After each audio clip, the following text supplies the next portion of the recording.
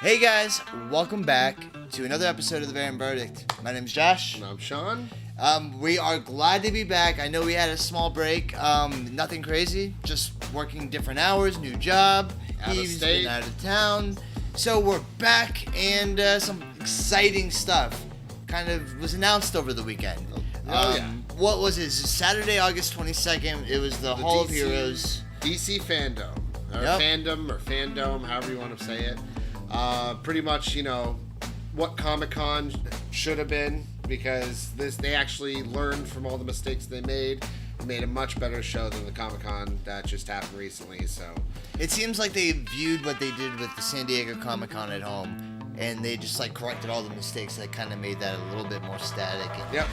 there was a pot missing from it. And Absolutely. people say, oh, it was obviously the audience, but there was a little lacking in presentation. I think DC Fandom kind of got this right. Yeah, no, they definitely did as far as the whole virtual convention type And thing. let's start off right away before we get into it, that this event was originally announced as a 24-hour streaming event with everything from the multiverse that's set up on the CW, the television end of things, Yeah. and then all the upcoming video games, and then all the upcoming movie projects. This was divided to be split into now two 12-hour events. So this only took up a Saturday. Yeah. But boy, if this is just the first part, I don't know what to expect. When with the is next I one. think September 22nd is going to be the next one. Yep. and one September month 12th. later- or September 12th. Okay. Yep. I knew there was two. And that one's called Explore the Multiverse. This fandom was called Hall of Heroes. Yeah. So, So- and obviously this went ahead and covered a lot of heroes.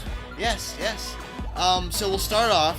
This one thing I'll say is that everything was kind of light until about 1 p.m.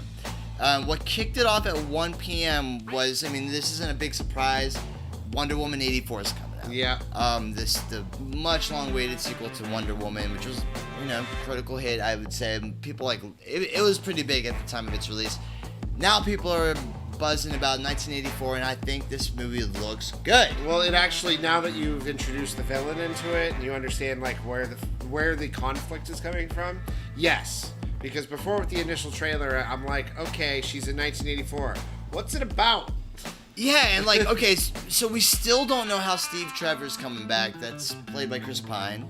There's obviously some mysteries they're saving until it's released, which I'm happy about. It's not like they're giving everything away. Yeah. But they did give you the first reveal of the villain. Who is that? Cheetah. Yes. Yeah, I think it's just Cheetah, right? Yeah, it's Yeah. Cheetah, and who is playing her? Kristen Wiig. That's right, Kristen Wiig. If Which you guys actually watch I really, MacGruber, yes. You know. And actually, in a way, I'm excited to see how she's going to do in a role like this. You're always used to her being the awkward, weird, comedian, funny. I have girl. no idea really how she's going to play a villain, but she was pretty menacing in this trailer. They don't Yeah. give away too much of the story. It looks like they're going to be kind of close, her and Diana, by, something. There's going to be a rift that's caused between them. Their professional relationship becomes worse, becomes deadly. Obviously, they end up against each other. But what was cool is that, I had seen that there was a leak. I'll show a photo of it, a picture of the toys for the marketing of 1984. Yeah. And I saw Cheetah, and I was a little scared about how this movie could be coming out. But it quelled my fears, and I think they did a pretty good job. And the action looks really demonstrating good. the action. Yeah. The fight scene that they show with her and Cheetah at the end, and you finally see what the CGI look. Obviously they really dropped the ball with that kind of look with movies like Cats, which is Yeah. a huge fucking failure. I think this movie looks like it's going to do it right. So, the next announcement was, what was it? Gotham Knights. Yes. Yeah, now this is something that I'm excited for because I'm a big fan of the Arkham series, knowing that the same Rocksteady's coming back to make another one ultimately, but this time it's not bad. They seem to know how to make a good DC Comics game. They do, yes. So it's the fact that this time you're now Batgirl, Robin, Red Hood, Nightwing, all these people, everyone else that's a part of the Gotham team, and they're getting their game now. And I've always thought, in theory, the characters of the Suicide Squad should have always worked. It's a great concept. And I'm glad to see that, while that first movie it was very abysmal and just kind of blah, that James Gunn's taking it over. This game's coming out, and they're really reshaping the characters instead of dropping. Well, don't forget, this isn't the Suicide Squad game. This is the Gotham Knights game, where this is going to be like... No, well, we were talking about Rocksteady, which would actually be our next announcement. Yes, that's true. Okay, threw me off there. Okay, so they had a couple small little announcements. I guess it depends on how big of a fan you are. You know, they had Neil Gaiman speak about the upcoming Sandman television live-action show. Based on the famous 80s run on DC Comics. Which I had really nothing about.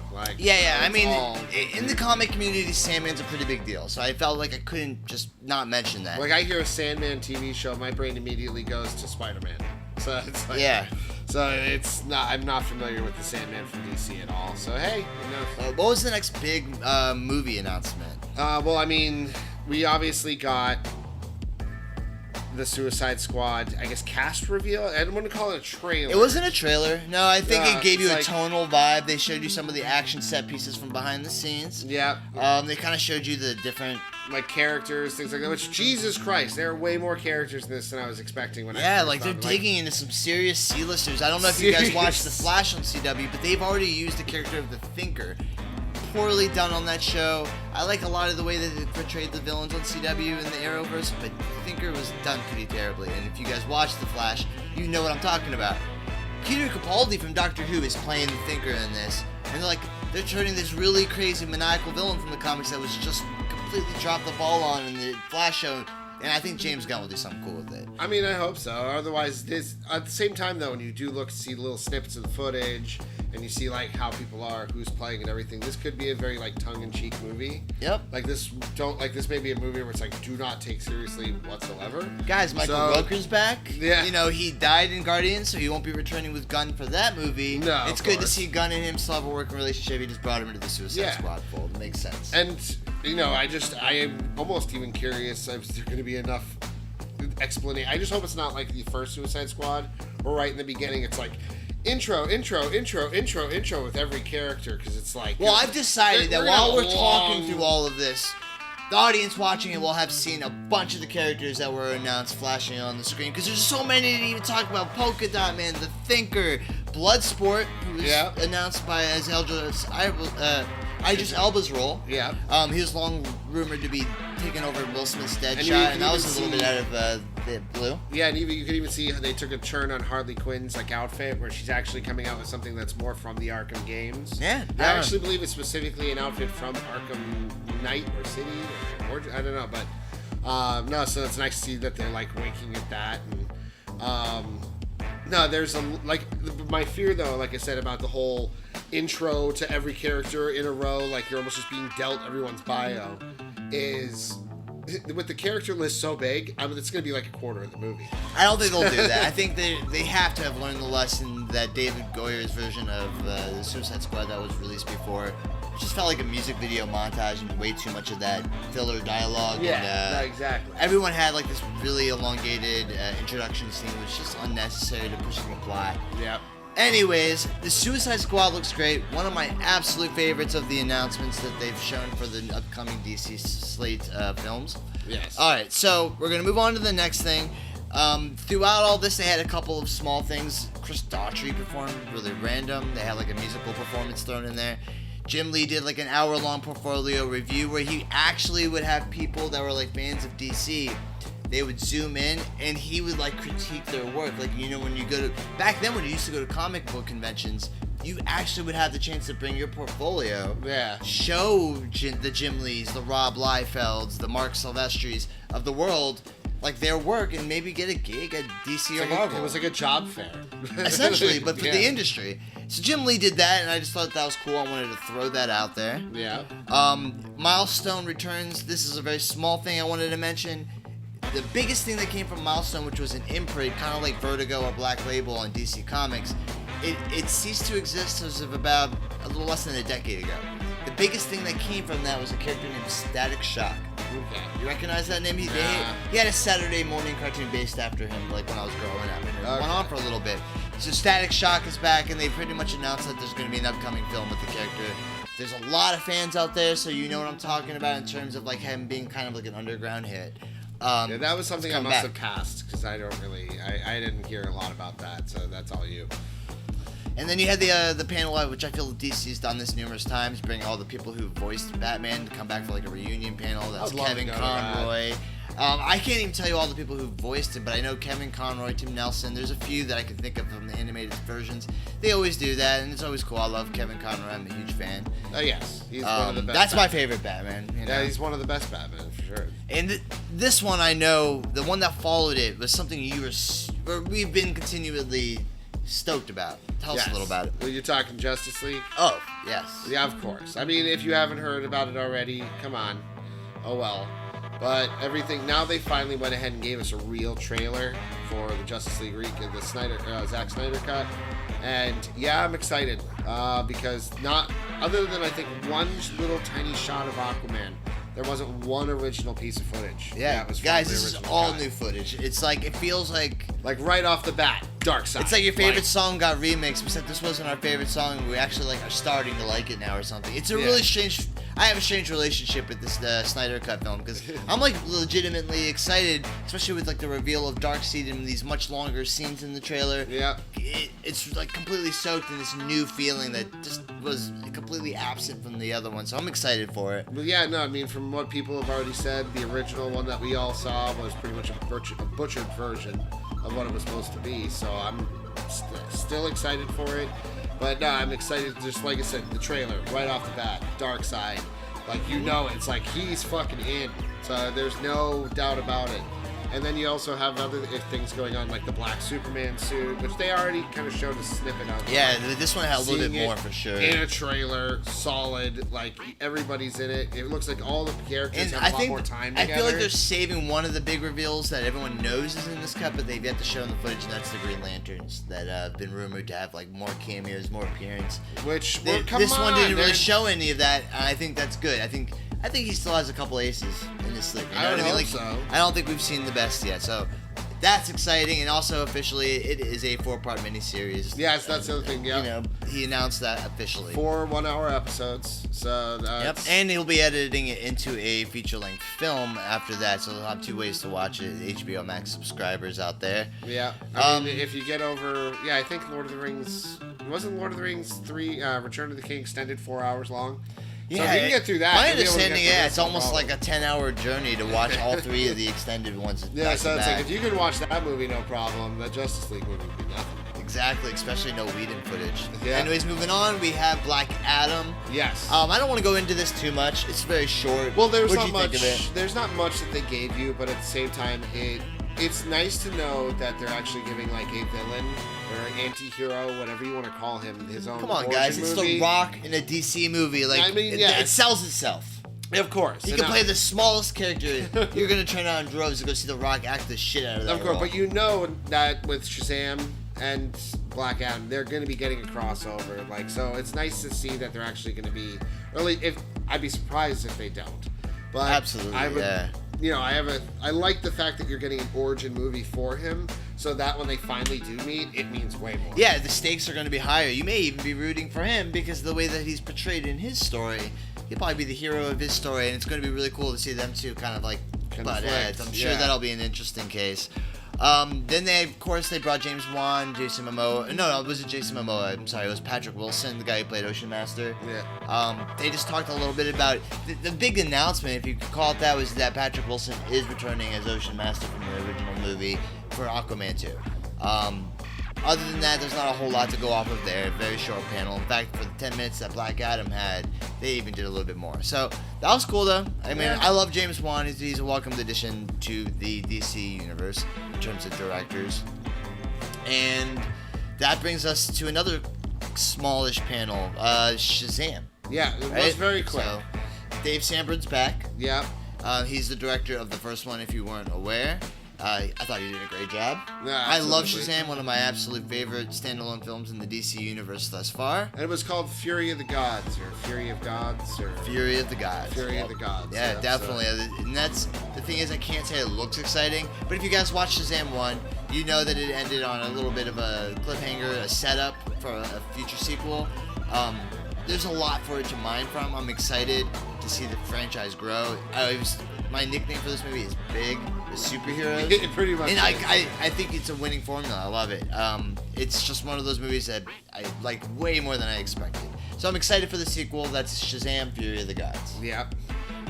So moving on, let's talk a little bit more about the video games. Yeah, now, when it comes to this, I mean, we obviously spoke about Gotham Knights just a little bit, but then they go ahead and release it's no gameplay to it, but they release a trailer for the Suicide Squad, the game. And now, obviously, you know that you're going to be getting Boomerang, Shark, Harley Quinn, Deadshot. Who knows if they're going to be adding more, but you know that those four are solidly. And they still feel like they have their own personalities for those versions of the characters. They don't feel more personality than they the don't movie. feel exact to the way that they portrayed them in the movie, which I thought was kind of cool. Way more personality than they did in the movie. When it comes to this, though, obviously you find out that Superman is, it almost seems like Brainiac is attacking the city, but it's highlighting to you that Superman is the villain.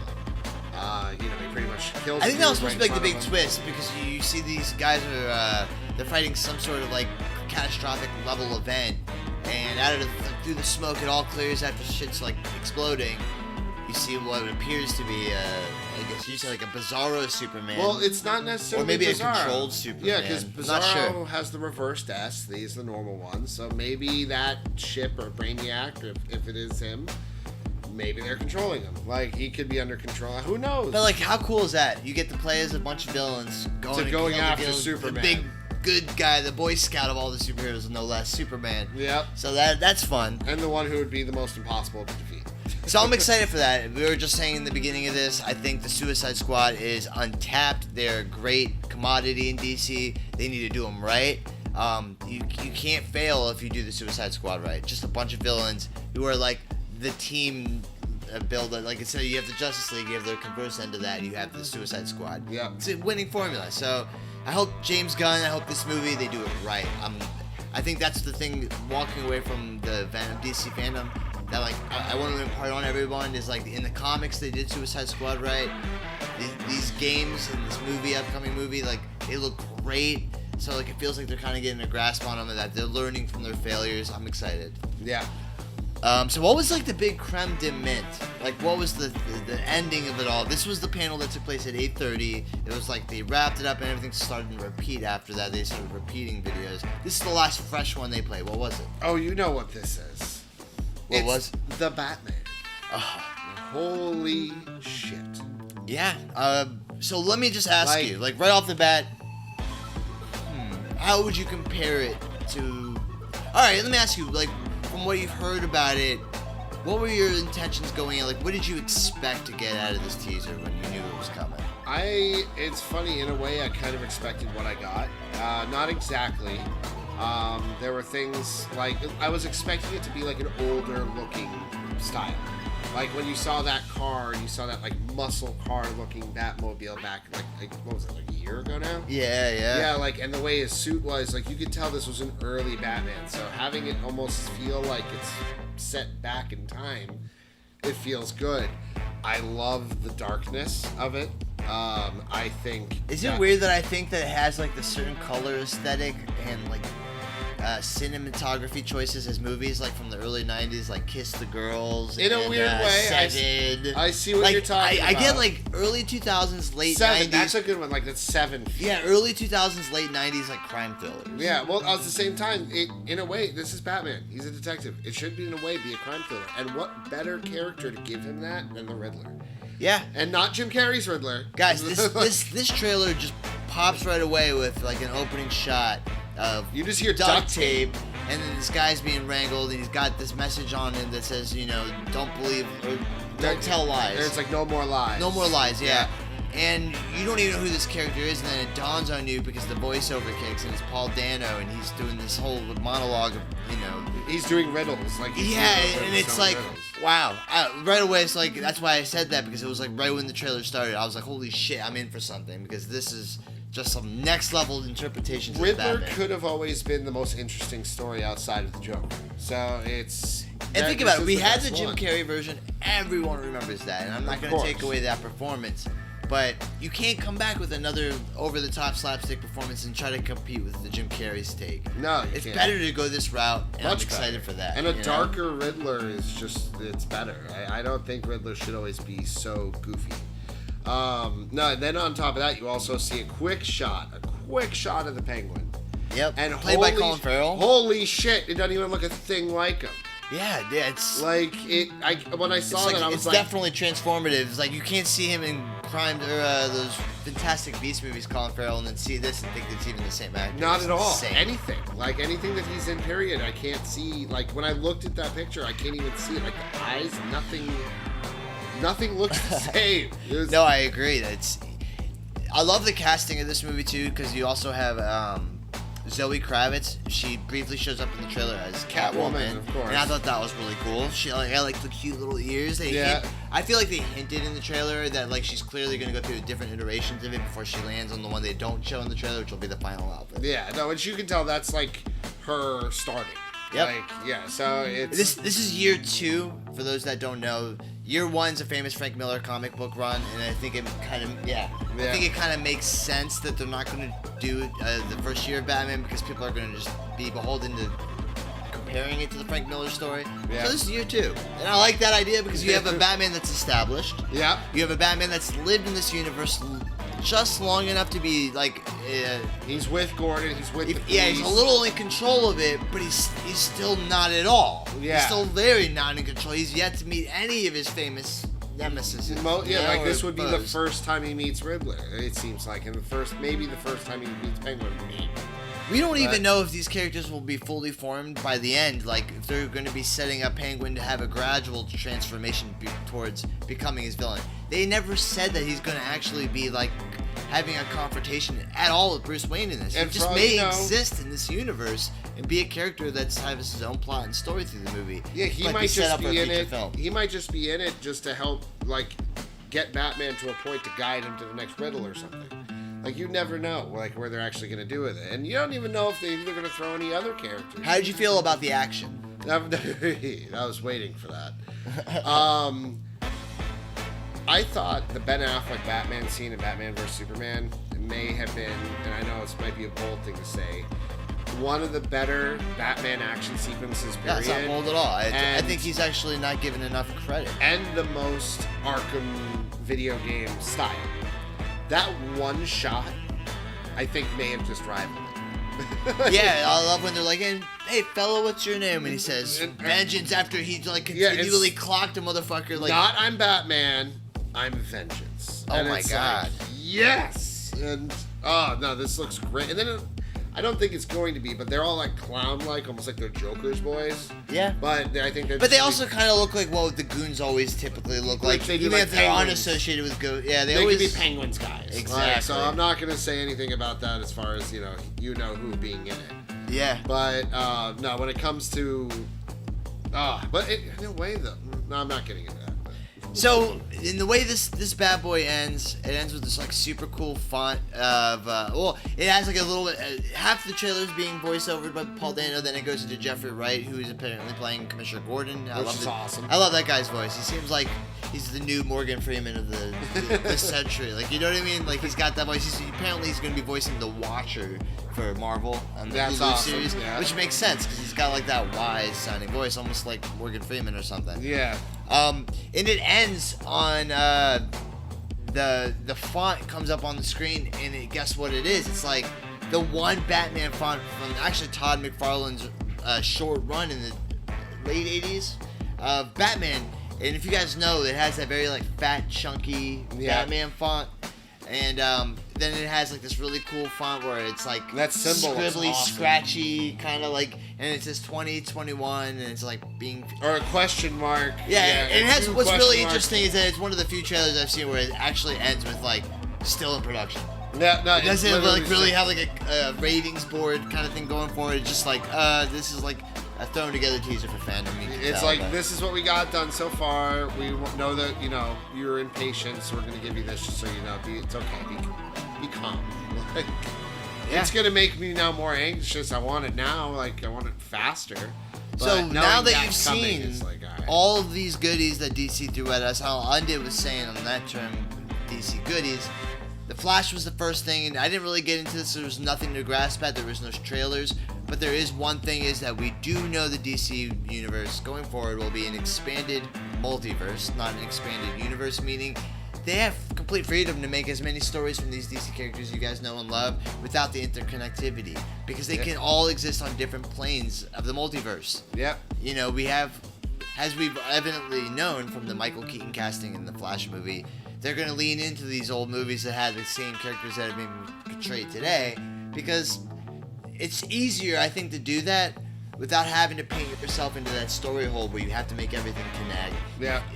You know what I mean? And DC's always been about the multiverse. It makes sense. In the Flash opening it with the Speed Force, that's like, it's all read from the comics. So I should have mentioned that to begin with, but that's how it all started. I think it was meant to set the tone for what these movies were being brought into when you knew all these trailers were coming.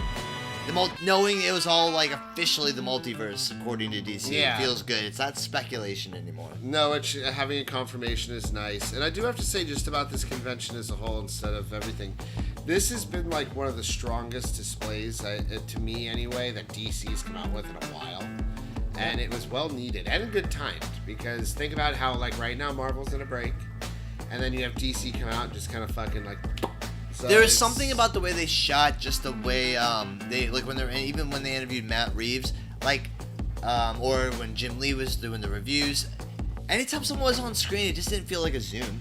No. And I felt like that's the kind of one of the issues I had with Comic-Con. It's just too often when people were on screen, it just felt like you were like butting into a Zoom conversation that was being awkward and talking over each other constantly. Yeah. You know what I mean?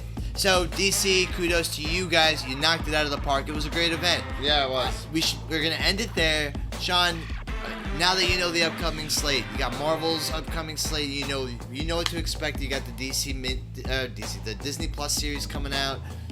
You know a little bit about their movies, and now you know DC's. What are your thoughts, and how do you compare the two? Like, where do you stand now? Well, I will say before this, I really had no excitement for really any future DC properties. Mm-hmm. It was really, and I was not sure I know what we're getting, but I'm not sure how we're getting the new Marvel ones. And I mean, can't they just come up with the shows already? Goddamn. But this actually now makes my eyes start wandering to the DC a little bit more. And I actually am curious. I know I'm going to be getting Gotham Knights. I'm probably going to be getting Suicide Squad the game. So if it's not even just for like movies and TV show wise, for video game wise, I think DC is going to have a stronger side. Yeah, and I mean, I don't know if you guys have seen, Avengers hasn't exactly been the best reception with the beta. It's alright. They have time to fix it. That's not an issue. But the point I'm making is that DC came out the gate on Saturday, August 22nd with this whole show, and they showed that like we've been quiet. But Marvel, watch the fuck out, because we're about to like put out that fire. Marvel's got some good stuff coming out, but what I'm afraid of is compared to DC's slate, general audiences aren't going to know the Eternals, WandaVision, and these other things that they've got cooked up. Marvel, I mean, I'm hoping for you. I want you to win. No one's a loser or winner here by losing in this situation. Yeah. So we want you to do well, but DC knocked it out of the park. No, they definitely did. So, and also, I will say that out of all the movies, everything coming out, Batman is now hit the #1 spot, so DC's got that side of it too. Yep. So thank you guys for watching. Tell us what you think. Do you think that DC's finally made their name and they're catching up with Marvel in this cinematic universe landscape, or are we just fucking crazy and we're not being patient enough, and maybe Marvel really does have the ace up their sleeve? Let us know in the comments. Yes, and also make sure you like, share, and please subscribe. Please. I beg you to subscribe already. Yes. Come check us out next time. We'll be doing some Let's Plays, and you know the routine. We're getting back to the thing. Oh, yes. Have a good night, everybody. Thank you for watching. Take it easy.